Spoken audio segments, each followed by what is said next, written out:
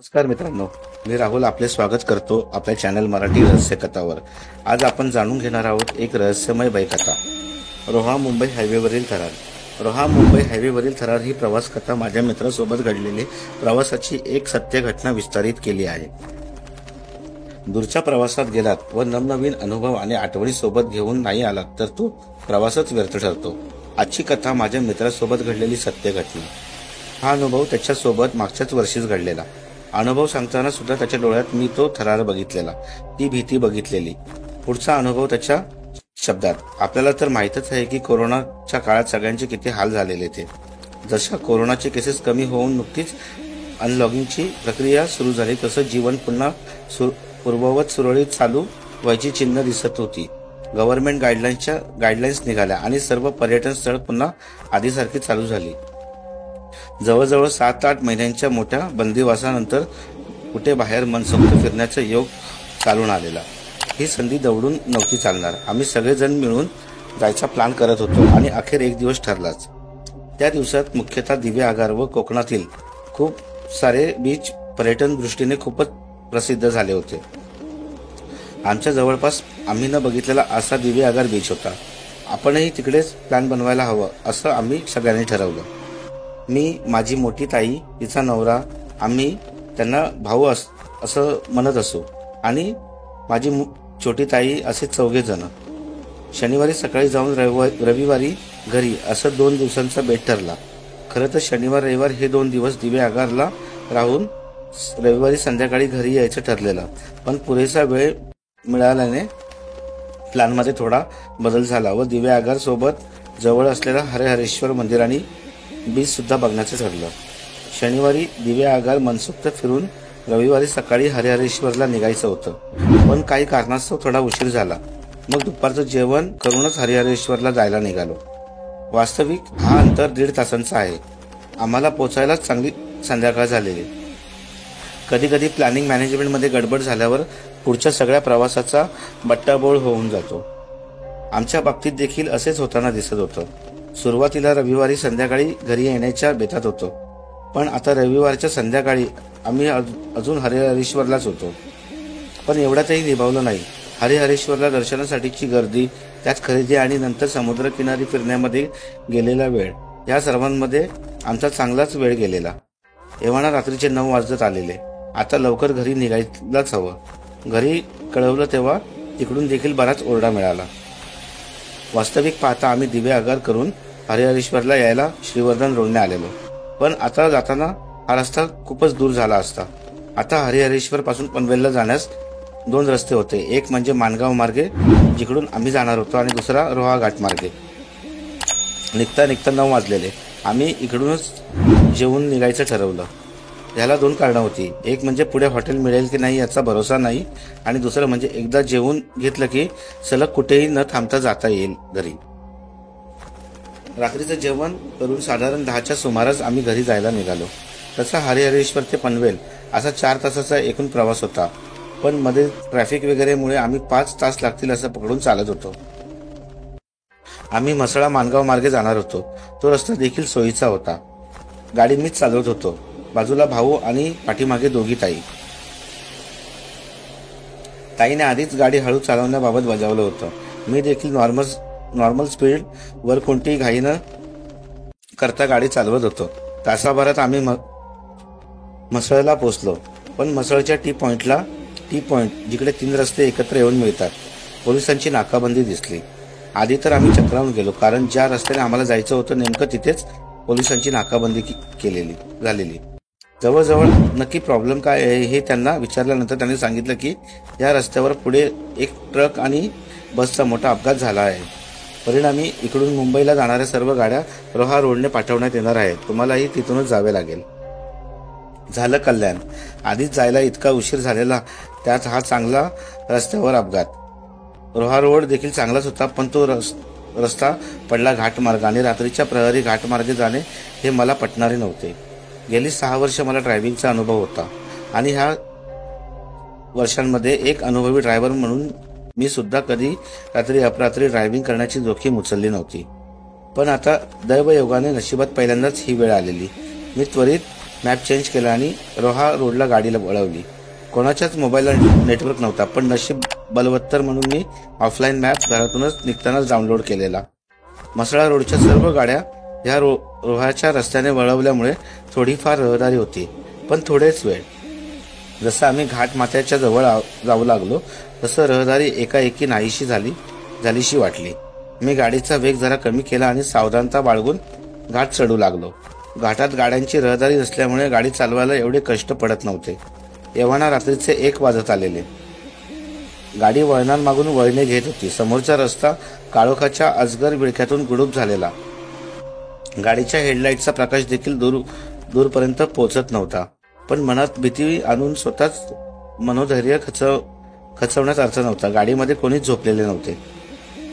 जेव्हा माणूस त्याचे सामान्य आयुष्य जगत असतो तेव्हा त्याला 1000 चुका करण्याची जणू मुभा असते, कारण त्या चुकांनी त्याचा तेवढा नुकसान होत नाही.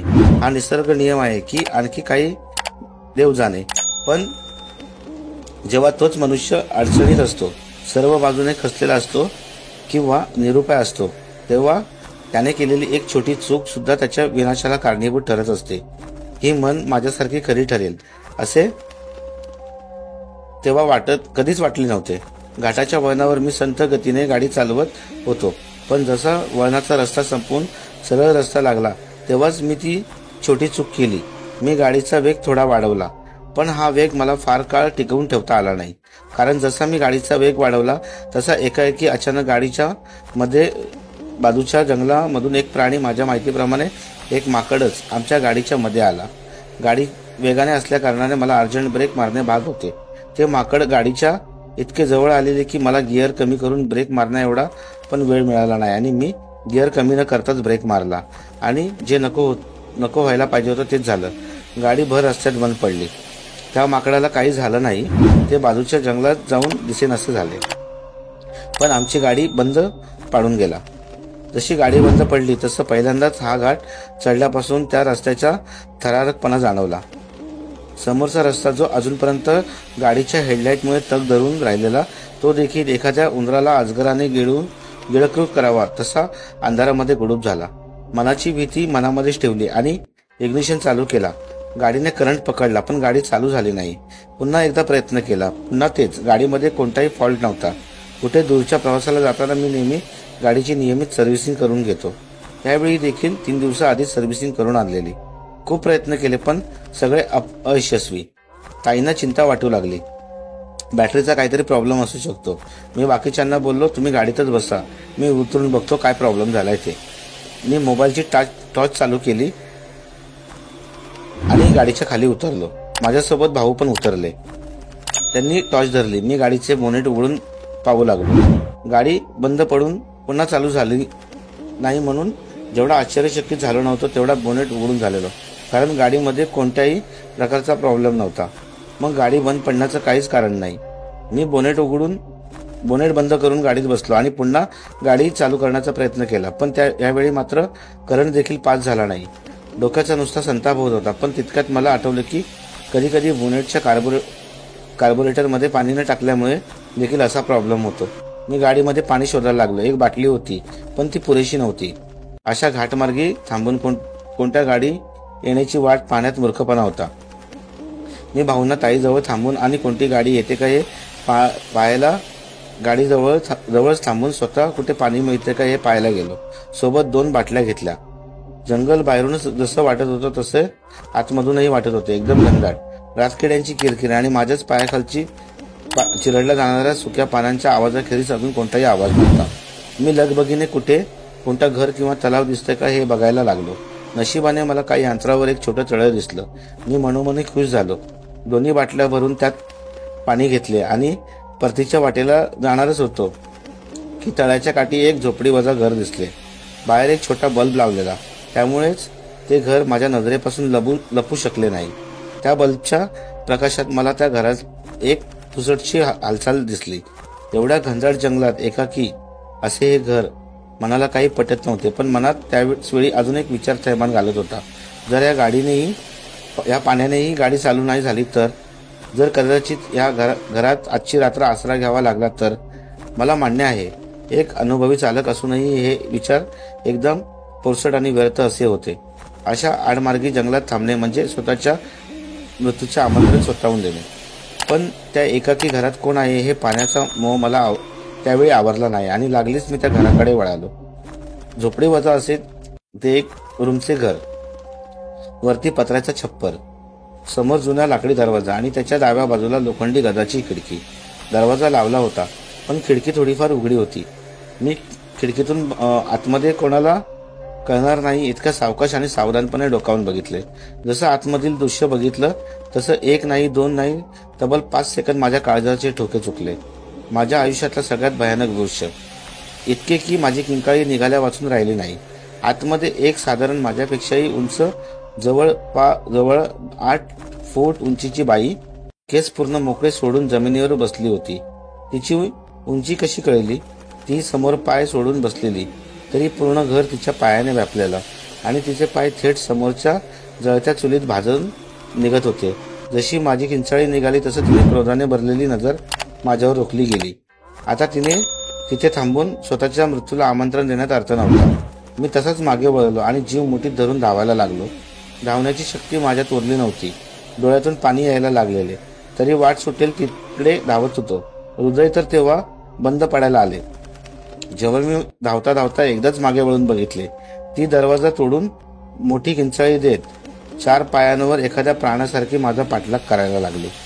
माझ्या पायातले त्राण निघून जायची वेळ. देवाचं नाव घ्यायला तोंड जसे काय मुके झाल्यासारखे ततपप करत होते. त्याच वेळी माझ्या पळण्याचा वेग किती असेल देव जाणे, कारण देवच माझ्या त्यावेळी तारणार होता. आज ज्या हरिहरेश्वरच्या मंदिरात पाया पडून आलेलो तो शंकरदेव माझ्या मदतीला आला असेल. धावता धावता मला समोरचा मुख्य रस्ता आणि त्याला लागून असलेली आमची गाडी दिसली. गाडी दिसल्यावर मला अजूनच शेव चढला.